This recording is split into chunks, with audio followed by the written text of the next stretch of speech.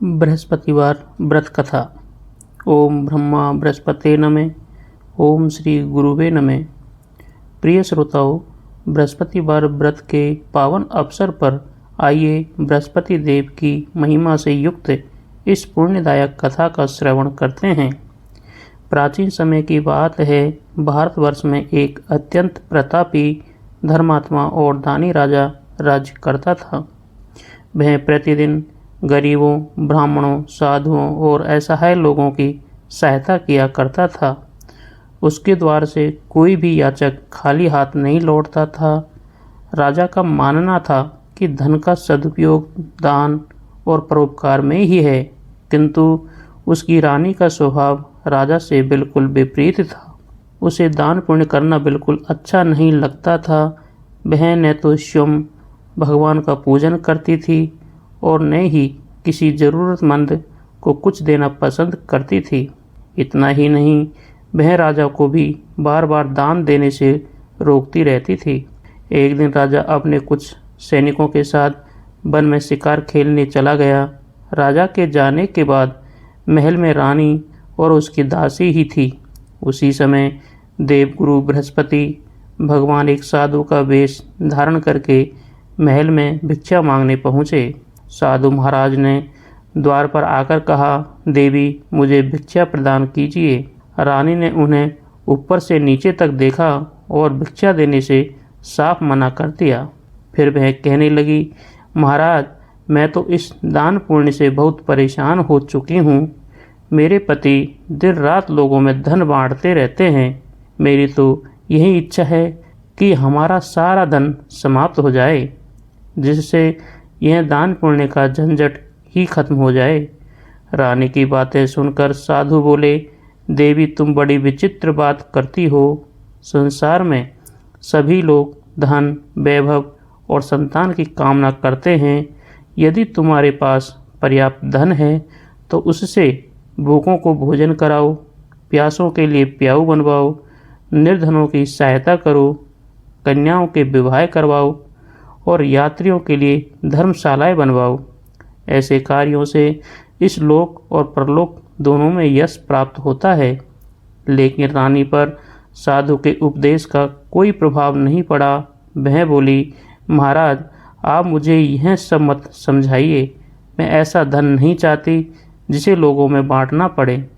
तब साधु महाराज बोले, देवी यदि तुम्हारी ऐसी ही इच्छा है तो ऐसा ही होगा। तुम बृहस्पतिवार के दिन घर लीपना, पीली मिट्टी से सिर धोना, कपड़े धोना और ऐसे कार्य करना जिनसे बृहस्पति देव अप्रसन्न होते हैं।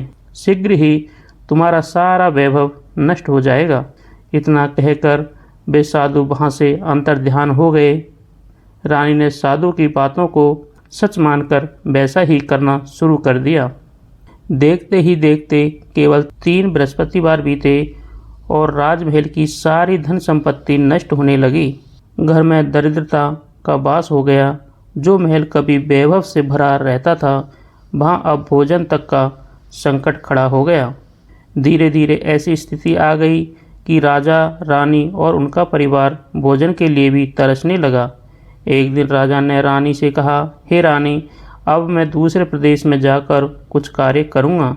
यहाँ सभी लोग मुझे पहचानते हैं, इसलिए मैं कोई छोटा काम नहीं कर सकता। तुम यहीं रहो, मैं धन कमा कर लौटूंगा। रानी ने भी परिस्थिति को देखकर अनुमति दे दी। इसके बाद राजा दूसरे प्रदेश की ओर चला गया। वहाँ वह जंगल से लकड़ियाँ काट कर लाता और नगर में बेचकर अपना जीवन यापन करने लगा। इधर राजा के चले जाने के बाद रानी और उसकी दासी बड़ी दुखी रहने लगी। समय बीतता गया। एक बार ऐसी स्थिति आ गई कि रानी और दासी को लगातार 7 दिनों तक भरपेट भोजन नहीं मिला। तब एक दिन रानी ने अपनी दासी से कहा, देखो हमें भोजन किए कई दिन हो गए हैं। पास के नगर में मेरी बड़ी बहन रहती है, वह बहुत धनवान है। तुम उसके पास जाओ और कुछ सहायता मांग कर ले आओ, जिससे कुछ दिन हमारा गुजारा हो सके। रानी की आज्ञा पाकर दासी तुरंत उसकी बड़ी बहन के घर की ओर चल पड़ी।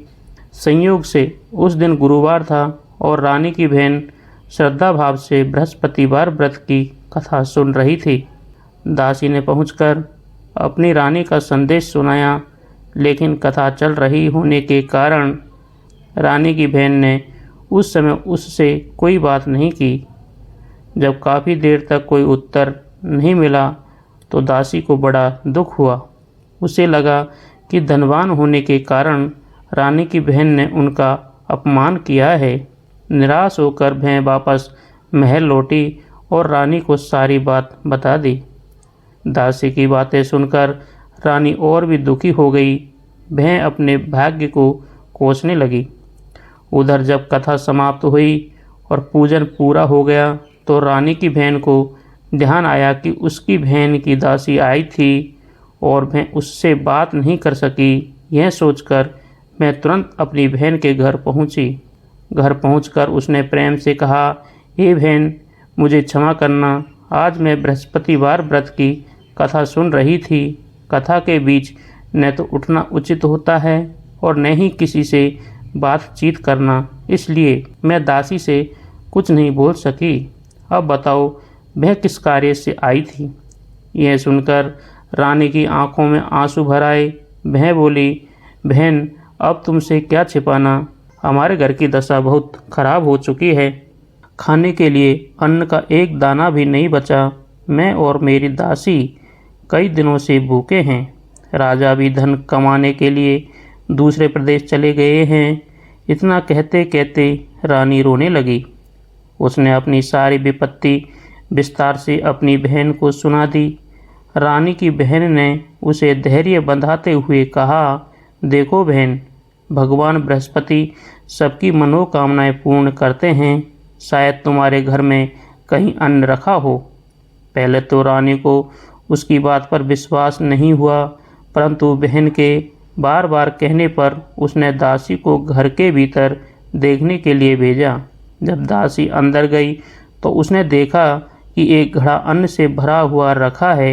यह देखकर वह आश्चर्यचकित रह गई और दौड़ती हुई रानी के पास आई। दासी बोली, हे रानी, सचमुच घर में अन्न से भरा हुआ घड़ा रखा है। यह सुनकर रानी और उसकी बहन दोनों भगवान बृहस्पति की कृपा का स्मरण करने लगी। तब दासी बोली, हे रानी, जब हमको भोजन नहीं मिलता था तब तो हम व्रत ही करते थे। क्यों न हम भी बृहस्पतिवार का व्रत करें और इनसे उसकी विधि पूछ लें। रानी को भी दासी की बात उचित लगी। तब उसने अपनी बहन से बृहस्पतिवार व्रत की विधि पूछी। रानी की बहन बोली, बृहस्पतिवार के दिन चने की दाल और मुनक्का लेकर भगवान श्री विष्णु का केले की जड़ में पूजन करना चाहिए, दीपक जलाना चाहिए, कथा सुननी चाहिए और उस दिन पीला भोजन करना चाहिए। ऐसा करने से देवगुरु बृहस्पति प्रसन्न होते हैं और सभी कष्ट दूर हो जाते हैं। व्रत की विधि बताकर रानी की बहन अपने घर लौट आई। 7 दिन बाद जब पुनः गुरुवार का दिन आया तो रानी और दासी ने श्रद्धा के साथ व्रत रखा। वे किसी प्रकार गुड़ और चना लेकर आई। फिर उन्होंने केले की जड़ में भगवान विष्णु और बृहस्पति देव का पूजन किया। पूजन के बाद दोनों सोचने लगी कि अब पीला भोजन कहाँ से आएगा, घर में तो कुछ भी नहीं था। इस बात से दोनों बहुत दुखी हुई, लेकिन भगवान बृहस्पति उनकी भक्ति से प्रसन्न थे, इसलिए उन्होंने एक साधारण मनुष्य का रूप धारण किया और 2 थालों में सुंदर पीला भोजन लेकर वहां पहुँचे। उन्होंने वह भोजन दासी को दे दिया। दासी अत्यंत प्रसन्न हो गई। उसने रानी को बुलाया और दोनों ने भगवान का स्मरण करते हुए वह भोजन ग्रहण किया। उस दिन के बाद से दोनों प्रत्येक गुरुवार को श्रद्धापूर्वक व्रत और पूजन करने लगी। बृहस्पति भगवान की कृपा से उनके घर में फिर से धन संपत्ति आने लगी। धीरे धीरे उनका घर अन्न, धन और वैभव से भर गया। किंतु कुछ समय बाद रानी फिर पहले की तरह आलस्य करने लगी। यह देखकर दासी ने कहा, हे रानी, पहले भी तुम्हारी इसी आलस्य के कारण सारा धन नष्ट हो गया था। अब भगवान बृहस्पति की कृपा से फिर धन मिला है तो हमें दान पुण्य करना चाहिए, भूखों को भोजन कराना चाहिए और धन का सदुपयोग करना चाहिए। दासी ने आगे कहा, बड़ी कठिनाइयों के बाद हमें यह सुख प्राप्त हुआ है। यदि हम धर्म कर्म करेंगे तो कुल का यश बढ़ेगा, पितर प्रसन्न होंगे और भगवान की कृपा बनी रहेगी। दासी की बात रानी के हृदय में उतर गई। इसके बाद उसने निर्धनों की सहायता करनी आरंभ कर दी, भूखों को भोजन कराने लगी, धर्म के कार्यों में धन लगाने लगी। धीरे धीरे पूरे नगर में उसका यश फैल गया। उधर राजा परदेश में लकड़ियाँ काटकर अपना जीवन व्यतीत कर रहा था। एक दिन वह अत्यंत दुखी होकर जंगल में एक वृक्ष के नीचे बैठ गया और अपने पुराने दिनों को याद करके व्याकुल होने लगा। संयोग से उस दिन भी गुरुवार था। उस समय उसने देखा कि एक तेजस्वी साधु वहाँ प्रकट हुए। वास्तव में वे स्वयं देव गुरु बृहस्पति थे, जो साधु का वेश धारण करके उसके सामने आए थे। वह तुरंत भोजन लेकर रानी के पास पहुंची। साधु उसके पास आकर बोले, हे लकड़हारे, इस निर्जन वन में बैठकर इतना चिंतित क्यों हो? तुम्हारे मुख पर गहरा दुख दिखाई दे रहा है। लकड़हारे ने दोनों हाथ जोड़कर प्रणाम किया और कहा, महाराज, आप तो सब कुछ जानते प्रतीत होते हैं, मैं और क्या कहूँ। इतना कहकर वह रोने लगा और उसने अपनी पूरी कहानी सुना दी कि किस प्रकार उसका राज्य नष्ट हो गया, धन समाप्त हो गया और आज वह लकड़ियाँ काटकर जीवन बिताने को विवश है। साधु बोले, तुम्हारी पत्नी ने बृहस्पतिवार के दिन बृहस्पति भगवान का अनादर किया था, इसी कारण देवगुरु रुष्ट हो गए और तुम्हें यह कष्ट सहना पड़ा। लेकिन अब यदि तुम्हें मेरे बताए मार्ग पर चलोगे तो तुम्हारे सभी दुख दूर हो जाएंगे। राजा ने विनम्रता से कहा, हे महात्मा, कृपा करके मुझे वह उपाय बताइए। साधु बोले, प्रत्येक बृहस्पतिवार को बृहस्पति भगवान की कथा सुनो और व्रत करो। 2 पैसे की चने की दाल और मुनक्का लेकर उसका प्रसाद बनाओ। 1 लोटे में शुद्ध जल और शक्कर मिलाकर अमृत तैयार करो। कथा समाप्त होने पर प्रसाद और अमृत सबको बांटो और स्वयं भी ग्रहण करो। इससे भगवान बृहस्पति प्रसन्न होंगे और तुम्हारी सभी मनोकामनाएं पूर्ण करेंगे। लकड़हारे ने दुखी होकर कहा, हे प्रभु, मेरी आय इतनी नहीं है कि भोजन के बाद कुछ बचा सकूं। मैं तो किसी प्रकार अपना पेट भर पाता हूँ, ऐसे में पूजा की सामग्री कहाँ से लाऊं? साधु मुस्कुरा कर बोले, हे लकड़हारे, चिंता मत करो। आने वाले गुरुवार को जब तुम लकड़ियाँ बेचने जाओगे तो तुम्हें प्रतिदिन से दुगना धन प्राप्त होगा। उसी धन से तुम व्रत और पूजा कर सकोगे। इसके बाद साधु बोले, और बृहस्पतिवार की कथा इस प्रकार है। प्राचीन काल में एक ब्राह्मण रहता था। वह अत्यंत निर्धन था। उसके घर में धन का नामो निशान नहीं था और उसकी कोई संतान भी नहीं थी। उसकी पत्नी बहुत गंदी रहती थी। वह नित्य स्नान नहीं करती थी, किसी देवता का पूजन नहीं करती थी और धर्म कर्म से उसे कोई लगाव नहीं था। ब्राह्मण अपनी पत्नी की इन आदतों से बहुत दुखी रहता था। वह उसे बार बार समझाता, लेकिन उसकी पत्नी पर कोई प्रभाव नहीं पड़ता था। कुछ समय बाद भगवान की कृपा से उनके घर एक कन्या का जन्म हुआ। वह कन्या धीरे धीरे बड़ी होने लगी। बचपन से ही वह अत्यंत धार्मिक थी।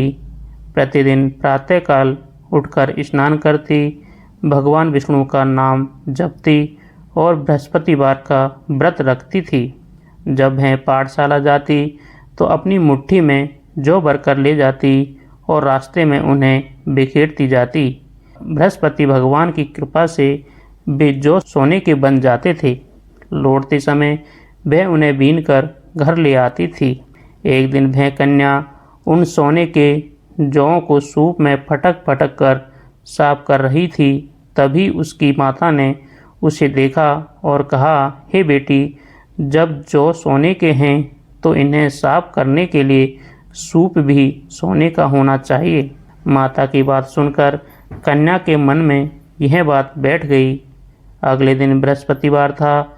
उसने श्रद्धा पूर्वक व्रत रखा, भगवान विष्णु का पूजन किया और देवगुरु बृहस्पति से प्रार्थना करते हुए बोली, हे बृहस्पति देव, यदि मैंने सच्चे मन से आपकी पूजा और व्रत किया है तो कृपा करके मुझे सोने का सूप प्रदान कीजिए। बृहस्पति भगवान उसकी सच्ची भक्ति से अत्यंत प्रसन्न हुए और उसकी प्रार्थना स्वीकार कर ली। अगले दिन जब वह पहले की तरह जौ बिखेरते हुए पाठशाला गई और लौटते समय उन्हें बीनने लगी तो उसे एक सुंदर स्वर्ण निर्मित सूप प्राप्त हुआ। वह उसे लेकर घर आई और उसी में सोने के जौ साफ करने लगी। लेकिन उसकी माता का स्वभाव अभी भी नहीं बदला था। वह पहले की तरह ही गंदगी में रहती और पूजा पाठ से दूर रहती थी। एक दिन की बात है, वह कन्या अपने स्वर्ण सूप में जौ साफ कर रही थी। उसी समय उस राज्य का राजकुमार वहाँ से होकर निकला। उसकी दृष्टि उस कन्या पर पड़ी। कन्या का दिव्य रूप, उसका तेज और स्वर्ण सूप में जौ साफ करने का दृश्य देखकर वह मोहित हो गया। राजकुमार कुछ देर तक उसे देखता रहा और फिर अपने महल लौट आया। वहाँ पहुंचकर उसका मन किसी कार्य में नहीं लगा। उसने भोजन और जल तक त्याग दिया और उदास होकर अपने कक्ष में लेट गया। जब राजा को अपने पुत्र की यह दशा ज्ञात हुई तो वह चिंतित हो उठा। वह अपने मंत्रियों के साथ राजकुमार के पास पहुंचा और बोला, हे पुत्र, तुम्हें किस बात का दुख है? क्या किसी ने तुम्हारा अपमान किया है या तुम्हें किसी वस्तु की आवश्यकता है? जो भी बात हो निसंकोच कहो। राजकुमार बोला, पिताजी, मुझे किसी बात का दुख नहीं है, परंतु मैं उस कन्या से विवाह करना चाहता हूँ जो स्वर्ण सूप में जौ साफ कर रही थी। राजकुमार की बात सुनकर राजा आश्चर्यचकित रह गया। उसने कहा, यदि तुम्हारी यही इच्छा है तो मैं अवश्य ही उस कन्या को खोजकर तुम्हारा विवाह उससे कराऊंगा। तब राजकुमार ने उस घर का पता बता दिया जहां उसने उस कन्या को देखा था। राजा ने तुरंत अपने मंत्री को वहां भेजा। मंत्री ब्राह्मण के घर पहुंचे और उन्होंने ब्राह्मण को राजकुमार की इच्छा बताई। यह सुनकर ब्राह्मण अत्यंत प्रसन्न हुआ। उसने इसे भगवान की कृपा माना और विवाह के लिए सहमति दे दी। शुभ मुहूर्त में विधि विधान पूर्वक ब्राह्मण की कन्या का विवाह राजकुमार के साथ संपन्न हो गया। विवाह के बाद कन्या राजमहल चली गई। कन्या के चले जाने के बाद ब्राह्मण के घर की स्थिति फिर पहले जैसी हो गई। जो समृद्धि उसकी पुत्री के पुण्य से घर में बनी हुई थी, वह मानो उसके साथ ही चली गई। धीरे धीरे घर में फिर दरिद्रता का वास हो गया। अब भोजन के लिए भी अन्न बड़ी कठिनाई से मिलने लगा। एक समय ऐसा आ गया कि ब्राह्मण को अपनी जीविका चलाना भी कठिन हो गया। एक दिन अत्यंत दुखी होकर ब्राह्मण अपनी पुत्री के पास गया। पुत्री ने अपने पिता की दयनीय अवस्था देखी तो बड़े प्रेम से उनका स्वागत किया और पूछा, हे पिताजी, माताजी कैसी है? घर में सब कुशल तो है ना? तब ब्राह्मण ने अपनी पुत्री को घर की सारी दशा विस्तार से सुनाई। उसने बताया कि विवाह के बाद से घर में फिर दरिद्रता आ गई है और बड़ी कठिनाई से जीवन व्यतीत हो रहा है। पुत्री को अपने माता पिता पर बड़ी दया आई। उसने अपने पिता को बहुत सारा धन देकर विदा किया। उस धन से कुछ समय तक ब्राह्मण का घर सुखपूर्वक चलता रहा, लेकिन धीरे धीरे फिर वही स्थिति उत्पन्न हो गई। धन समाप्त हो गया और दरिद्रता ने फिर से घर में डेरा डाल दिया। अब ब्राह्मण पुनः दुखी होकर अपनी पुत्री के यहाँ पहुँचा। पुत्री ने जब पिता को दूसरी बार उसी दशा में देखा तो कारण पूछा। ब्राह्मण ने कहा, हे पुत्री, तुम्हारे द्वारा दिया गया धन तो बहुत था, लेकिन अब फिर से घर की वही स्थिति हो गई है। तब पुत्री ने कहा, हे पिताजी, इस बार माताजी को अपने साथ यहाँ ले आइए। मैं उन्हें ऐसा उपाय बताऊंगी जिससे हमारी सारी दरिद्रता दूर हो जाएगी। ब्राह्मण अपनी पत्नी को साथ लेकर पुत्री के पास पहुंचा। पुत्री ने अपनी माता को समझाते हुए कहा, हे माताजी, आप प्रतिदिन प्रातःकाल उठकर स्नान किया कीजिए, भगवान श्री विष्णु का पूजन कीजिए और बृहस्पतिवार का व्रत रखा कीजिए। इससे आपके सभी दुख दूर हो जाएंगे और घर में सुख समृद्धि आ जाएगी। लेकिन उसकी माता ने पुत्री की एक भी बात नहीं मानी। अगले दिन प्रातःकाल उठकर स्नान और पूजा करने के स्थान पर उसने अपनी पुत्री और उसके बच्चों की जूठन खा ली।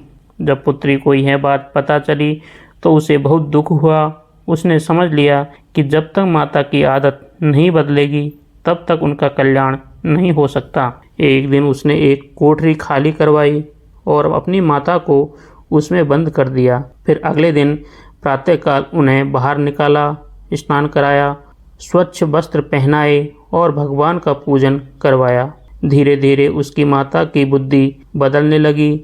अब वह नियमित रूप से स्नान करने लगी, भगवान विष्णु का पूजन करने लगी और प्रत्येक बृहस्पतिवार को श्रद्धापूर्वक व्रत रखने लगी। बृहस्पति भगवान की कृपा से उनके घर की दरिद्रता दूर हो गई। उनके पास धन, अन्न, सुख और वैभव की कोई कमी नहीं रही। ब्राह्मण और उसकी पत्नी ने इस लोक में अनेक सुख भोगे और अंत में स्वर्ग को प्राप्त हुए। इतनी कथा सुनकर साधु रूपधारी बृहस्पति भगवान ने लकड़हारे से कहा, हे लकड़हारे, जो मनुष्य श्रद्धा और विश्वास के साथ बृहस्पतिवार का व्रत करता है, कथा सुनता है और दूसरों को सुनाता है, उसकी सभी मनोकामनाएं पूर्ण होती है। इतना कहकर साधु देवता वहीं वन में अंतर्ध्यान हो गए। धीरे धीरे समय बीतता गया। फिर बृहस्पतिवार का दिन आया। लकड़हारा जंगल से लकड़ियां काटकर नगर में बेचने लगा। उस दिन उसे प्रतिदिन की अपेक्षा अधिक धन प्राप्त हुआ। उसने चना, गुड़ और पूजा की सामग्री खरीदी तथा श्रद्धापूर्वक बृहस्पति भगवान का व्रत और कथा की। उस दिन से उसके अनेक कष्ट दूर होने लगे। परंतु जब अगला बृहस्पतिवार आया तो वह व्रत और कथा करना भूल गया। इस कारण बृहस्पति भगवान उससे अप्रसन्न हो गए। उसी समय उस नगर के राजा ने एक विशाल यज्ञ का आयोजन किया। यज्ञ के उपलक्ष्य में पूरे नगर में यह घोषणा करवा दी गई कि उस दिन कोई भी व्यक्ति अपने घर में भोजन नहीं बनाएगा और न ही अपने घर में आग जलाएगा। समस्त नगरवासी राजमहल में आकर भोजन करेंगे। जो व्यक्ति राजा की आज्ञा का पालन नहीं करेगा उसे कठोर दंड दिया जाएगा। राजा की आज्ञा सुनकर नगर के सभी लोग भोजन करने के लिए राजमहल पहुँचे। लकड़हारा भी वहाँ पहुँचा, लेकिन कुछ देर से पहुँचा था। नगर के राजा ने उसे अपने साथ भीतर ले जाकर भोजन कराने का निश्चय किया। जब वह भोजन कर रहा था तभी रानी की दृष्टि उस खूंटी पर पड़ी जहाँ उसका बहुमूल्य हार टंगा हुआ था। उसने देखा कि हार वहाँ दिखाई नहीं दे रहा है। रानी घबरा गई। उसने तुरंत महल में हार ढूंढने का आदेश दिया, लेकिन हार कहीं नहीं मिला। तब उसके मन में संदेह उत्पन्न हुआ और उसने सोचा कि अभी अभी जो बाहरी व्यक्ति महल में आया है उसी ने हार चुराया होगा। रानी ने तुरंत राजा से शिकायत की। बिना किसी जांच पड़ताल के राजा ने सैनिकों को आदेश दिया कि उस लकड़हारे को पकड़कर कारागार में डाल दिया जाए। सैनिकों ने तत्काल उसे बंदी बना लिया और कारागार में डाल दिया। बेचारा निर्दोष लकड़हारा कुछ समझ ही नहीं पाया कि उसके साथ यह सब क्यों हो रहा है। कारागार में बैठकर वह बहुत दुखी हुआ। वह सोचने लगा, न जाने किस पूर्व जन्म के कर्मों का फल मुझे मिल रहा है। एक विपत्ति समाप्त होती नहीं कि दूसरी सामने आ जाती है। दुखी मन से उसे वही साधु याद आने लगे जो जंगल में उससे मिले थे और जिन्होंने उसे बृहस्पति भगवान के व्रत की महिमा बताई थी। उसकी पुकार सुनकर बृहस्पति भगवान पुनः साधु के वेश में उसके सामने प्रकट हुए। उन्होंने कहा, अरे मूर्ख, मैंने तुझसे कहा था कि बृहस्पतिवार का व्रत और कथा कभी मत छोड़ना, लेकिन तू फिर भूल गया। इसी कारण तुझे यह कष्ट भोगना पड़ रहा है। लकड़हारे ने हाथ जोड़कर कहा, हे प्रभु, मुझसे भूल हो गई, कृपा करके मुझे क्षमा करें और इस संकट से निकालने का उपाय बताइए। साधु बोले, चिंता मत कर, आने वाले बृहस्पतिवार को कारागार के द्वार पर तुझे 4 पैसे पड़े हुए मिलेंगे। उन्हीं पैसों से बृहस्पति भगवान की पूजा और कथा करना, तेरे सभी कष्ट दूर हो जाएंगे। इतना कहकर साधु अंतर्ध्यान हो गए। जब बृहस्पतिवार का दिन आया तो लकड़हारे को सचमुच कारागार के द्वार पर 4 पैसे पड़े हुए मिले। उसने उन्हें उठाया और यथाशक्ति बृहस्पति भगवान की पूजा तथा कथा की। उसी रात बृहस्पति भगवान नगर के राजा के स्वप्न में प्रकट हुए और बोले, हे राजा, जिस व्यक्ति को तूने कारागार में बंद किया है वह निर्दोष है। वह कोई साधारण मनुष्य नहीं बल्कि एक राजा है। रानी का हार उसी खूंटी पर टंगा हुआ है। यदि तूने उसे तुरंत मुक्त नहीं किया तो मैं तेरे राज्य का विनाश कर दूंगा। राजा घबराकर जाग उठा। प्रातःकाल होते ही वह उस स्थान पर गया जहाँ हार टंगा रहता था। वहाँ जाकर उसने देखा कि हार सचमुच उसी खूंटी पर टंगा हुआ है। यह देखकर राजा को अपनी भूल का एहसास हुआ। उसने तुरंत लकड़हारे को कारागार से बाहर निकलवाया, उससे क्षमा मांगी और उसे सुंदर वस्त्र, आभूषण तथा बहुत सा धन देकर सम्मान सहित विदा किया। बृहस्पति भगवान की कृपा से वह संकट भी टल गया। अब वह अपने नगर की ओर चल पड़ा, लेकिन जब वह अपने नगर के निकट पहुंचा तो वहां का दृश्य देखकर वह आश्चर्यचकित रह गया। जिस नगर को वह निर्धन अवस्था में छोड़कर गया था वहां अब चारों ओर समृद्धि दिखाई दे रही थी। सुंदर बाग बगीचे बने हुए थे, जगह जगह तालाब और कुएं खुदवाए गए थे। यात्रियों के लिए धर्मशालाएं बनाई गई थी और अनेक मंदिरों का निर्माण कराया गया था। राजा यह सब देखकर आश्चर्य में पड़ गया। उसने नगरवासियों से पूछा, भाइयों, यह सुंदर बाग, तालाब, कुएं, धर्मशालाएं और मंदिर किसने बनवाए हैं? नगरवासियों ने उत्तर दिया, महाराज, यह सब आपकी रानी और उसकी दासी के द्वारा बनवाया गया है। यह सुनकर राजा को बड़ा आश्चर्य हुआ। उसके मन में अनेक प्रकार के विचार आने लगे। उधर जब रानी को यह समाचार मिला कि राजा वापस आ रहे हैं तो वह अत्यंत प्रसन्न हुई। उसने अपनी दासी से कहा, देखो, जब राजा हमें छोड़कर गए थे तब हमारी स्थिति बहुत दयनीय थी। अब यदि वह अचानक यहाँ आकर हमें न पहचाने या वापस लौट जाए तो अच्छा नहीं होगा। इसलिए तुम द्वार पर जाकर खड़ी हो जाओ और राजा को आदरपूर्वक भीतर लेकर आना। दासी ने वैसा ही किया। कुछ ही देर बाद राजा वहाँ पहुँचा। दासी ने आगे बढ़कर उनका स्वागत किया और सम्मानपूर्वक उन्हें महल में ले आई। महल में पहुंचकर राजा ने चारों ओर का वैभव देखा और रानी से पूछा, हे रानी, जब मैं यहाँ से गया था तब हमारे पास कुछ भी नहीं था। अब यह सारा धन और वैभव तुम्हें कहाँ से प्राप्त हुआ? रानी ने विनम्रता से उत्तर दिया, हे स्वामी, यह सब बृहस्पति भगवान के व्रत और उनकी कृपा का फल है। हमने श्रद्धा और विश्वास के साथ बृहस्पतिवार का व्रत किया, कथा सुनी और दान पुण्य के कार्य किए। उसी के प्रभाव से हमें यह सब प्राप्त हुआ है। रानी की बातें सुनकर राजा अत्यंत प्रसन्न हुआ। उसने मन ही मन निश्चय किया कि अब वह भी बृहस्पति भगवान की भक्ति में कोई कमी नहीं रखेगा। राजा बोला, जब केवल सप्ताह में एक दिन व्रत करने से इतनी कृपा प्राप्त हो सकती है तो मैं तो प्रतिदिन भगवान का स्मरण करूँगा और दिन में 3 बार बृहस्पति भगवान की कथा कहूँगा। उस दिन से राजा के दुपट्टे में हर समय चने की दाल बंधी रहती। वह वहाँ भी जाता, लोगों के बृहस्पति भगवान की कथा सुनाता और उनकी महिमा का गुणगान करता। एक दिन राजा ने सोचा कि बहुत समय हो गया, अब अपनी बहन से भी मिल आना चाहिए। यह विचार करके वह घोड़े पर सवार हुआ और अपनी बहन के घर जाने के लिए निकल पड़ा। मार्ग में उसने देखा कि कुछ लोग एक मृत व्यक्ति को लेकर जा रहे हैं। राजा ने उन्हें रोककर कहा, भाइयों, पहले मेरी बृहस्पति भगवान की कथा सुन लो। उनमें से कुछ लोग बोले, अरे, हमारा आदमी मर गया है और तुम्हें कथा सुनाने की पड़ी है। लेकिन कुछ लोगों ने कहा, कोई बात नहीं, कथा भी सुन लेते हैं। तब राजा ने अपनी दाल निकाली और बृहस्पति भगवान की कथा कहना प्रारंभ किया। जब कथा आदि हुई तो वह मृत व्यक्ति हिलने लगा और जैसे ही कथा समाप्त हुई वह राम राम कहकर उठ बैठा। यह देखकर वहाँ उपस्थित सभी लोग आश्चर्यचकित रह गए और वे बृहस्पति भगवान की महिमा का गुणगान करने लगे और राजा को प्रणाम करके अपने घर लौट गए। राजा भी अपनी बहन के घर की ओर आगे बढ़ गया। कुछ दूर जाने पर उसे एक किसान खेत में हल चलाता हुआ दिखाई दिया। राजा ने उसके पास जाकर कहा, हे भाई, मेरी बृहस्पति भगवान की कथा सुन लो।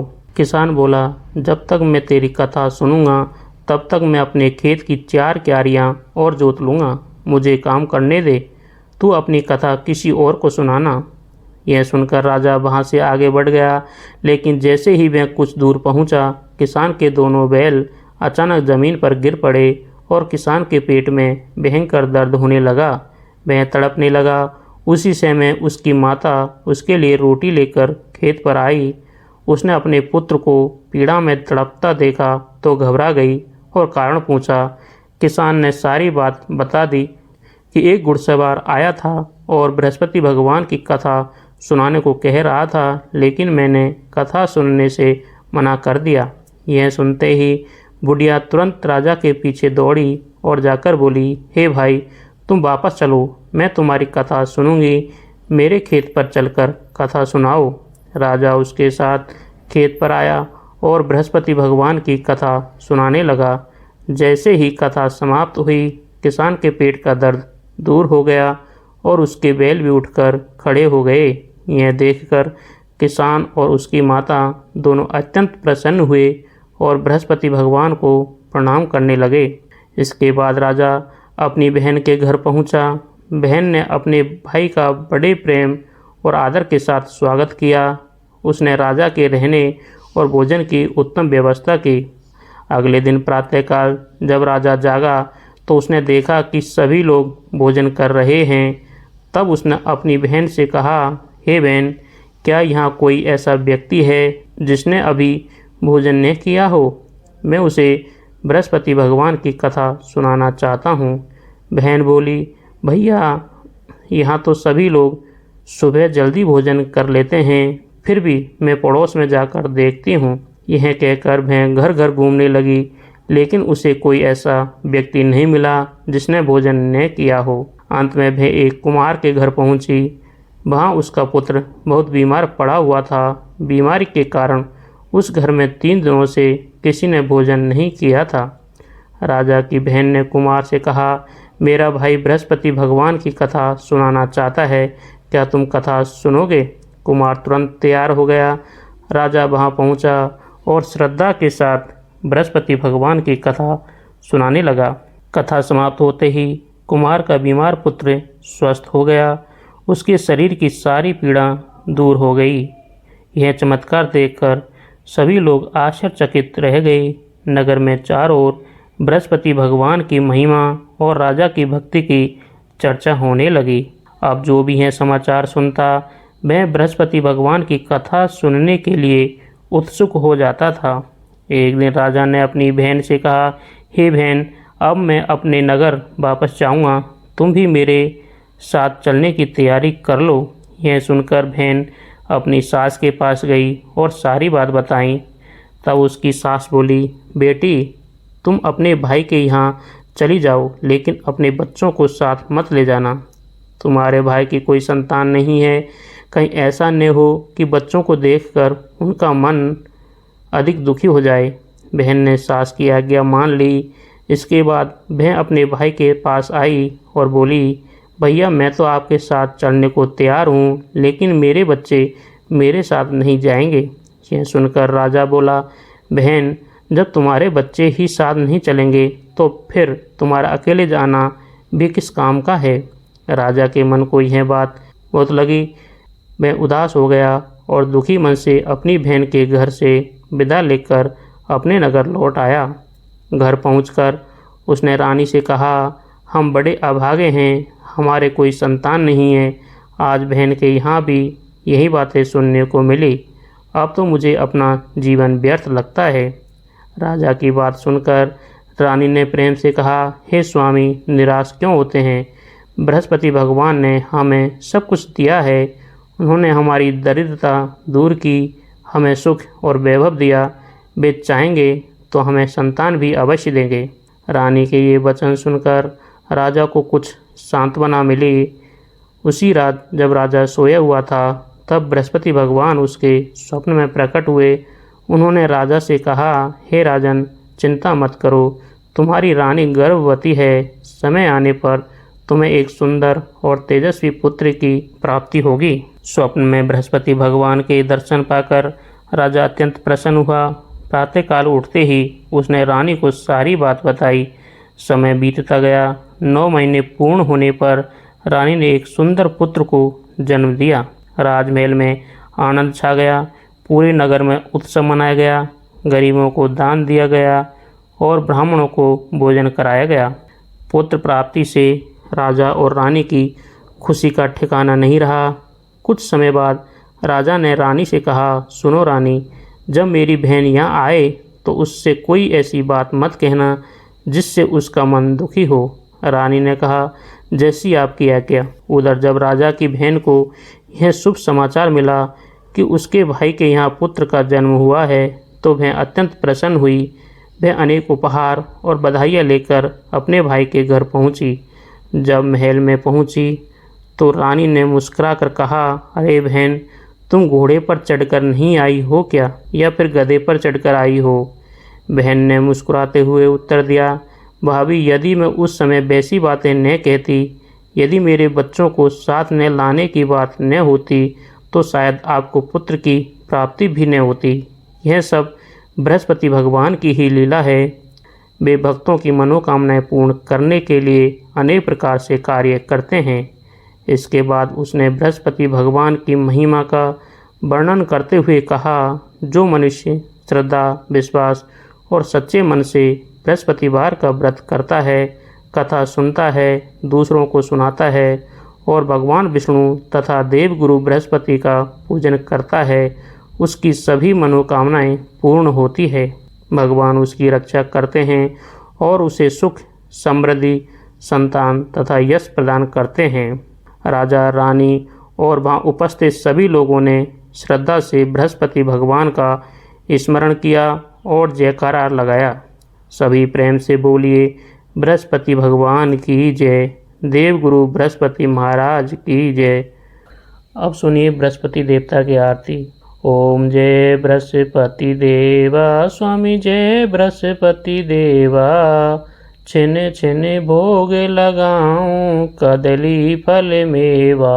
ओम जय बृहस्पति देवा, तुम पूर्ण परमात्मा, तुम अंतर्यामी। स्वामी तुम अंतर्यामी। जगत पिता जगदीश्वर, जगत पिता जगदीश्वर, तुम सबके स्वामी। ओम जय बृहस्पति देवा। चरणामृत निज निर्मल, सब पातक हरता। स्वामी सब पातक हरता। सकल मनोरथ दायक, सकल मनोरथ दायक, कृपा करो भरता। ओम जय बृहस्पति देवा।